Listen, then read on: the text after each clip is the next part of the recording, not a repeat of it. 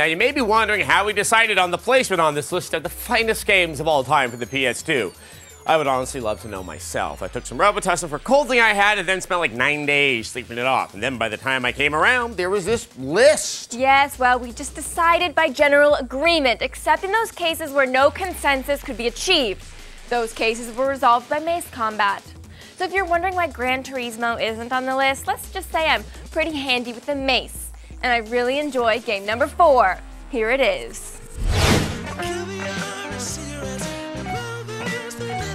Ah, this takes me back to a simpler time when men were men, women were women, and both used plenty of hairspray. Guitar Hero hits number 4 on our charts with its pitch-perfect track list and easy-to-use guitar controller. Unlike a lot of rhythm games, this one has songs we actually want to listen to. Within minutes of starting your jam session, you can get educated by Judas Priest, or see the sights with Franz Ferdinand, or rock out in Boston.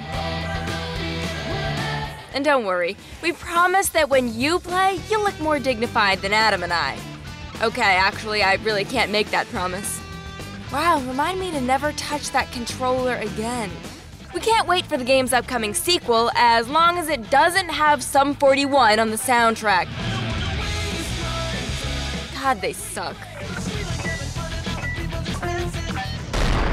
Smashing into number 3 is Shadow of the Colossus. This action-adventure game tells the tale of a young man who literally travels to the end of the earth and makes a deal with mysterious forces to kill 16 legendary colossi in order to bring his dead girlfriend back to life.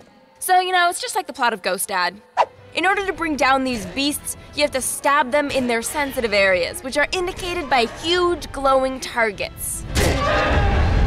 After killing each monster, you get assaulted by mysterious tentacles.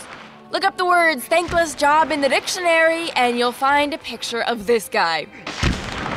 Since it comes from the makers of the cult hit Eco, Shadow of the Colossus is a game that's hip enough to make the pretentious art film crowd swoon. But unlike most things they love, this one's actually enjoyable. Thank the gods you came back for me! I didn't come back for you. No! Wow, this guy makes Dick Cheney seem likable. Scooping up number 2 is God of War. Despite his bad attitude, we can't help but enjoy watching Kratos slice and dice his way through this blood-soaked action game. Why do we love it so much? Well, it's not just the threesome minigame. Stay, Kratos. Just a bit longer. Or the campy gore. Or the enormous boss battles. Oh no, wait, it was the campy gore.